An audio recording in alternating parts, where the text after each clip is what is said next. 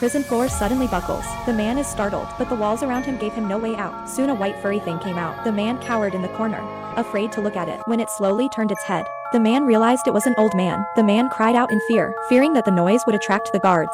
The old man rushed forward to comfort the man and took him to his cell. It's much more spacious than the man's cell. There are comfortable chairs and books. As the man looks on with envy, the old man says he's been in prison for 11 years. He spent 5 years digging tunnel and chose the wrong direction and dug in the opposite direction. He invited the man to join him in digging a tunnel in the opposite direction. It would only take 2 years for the two of them to escape from the prison. The man agreed to the old man's idea, but as soon as he pried open a floor tile, the sound of prison guards' footsteps came from outside the door. The man rushed into the tunnel and quickly returned to his cell. He took the trash can and put it on the doorstep. The window on the cell door only opens twice a day. The first time is for the guards to collect the garbage cans. The second time is to give out dinner. The rest of the day the two men can work all day and read books. The old man cuts off a strand of his gray hair and polishes it with a stone to create a spark. Then he lights a homemade candle and can enter the tunnel. With luck, the two men would catch a mouse to improve their diet. And in casual conversation, the man learns that the old man's other identity is a soldier. He decided to ask the old man to teach him swordplay. The old man told him, to be a good swordsman, you need to be fast enough. First, the hand must not get wet from the water droplets. Then the sword must be strong. But as soon as the man stretched out his left hand,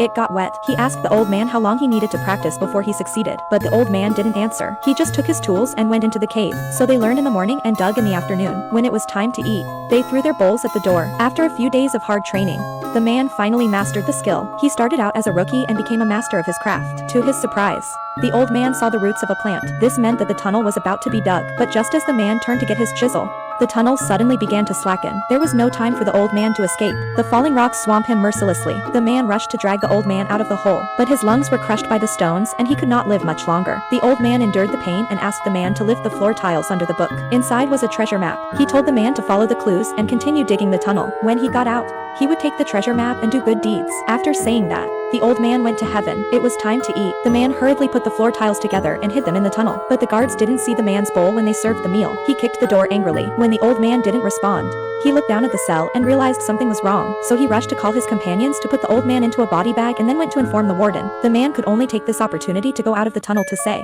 goodbye to the old man. But suddenly something occurred to him. Soon after, the warden took the body to the beach. The body was tied with chains to keep it from sinking. At that moment, the guard came to the man's cell. When the man didn't react, he opened the door. He saw the old man's body. The guard ran out of the prison and yelled at the warden, but the wind was howling, and the warden couldn't hear a thing. Just as the man was about to be thrown overboard, he grabbed the key from the warden's waist and brought him down with him. With the experience the old man had given him, the man quickly used the key to cut open the body bag and got out of the sea, but the warden sank into the sea. Then the man swam to another island with his heavy body. This meant that he was finally free of the prison that had held him for 13 years.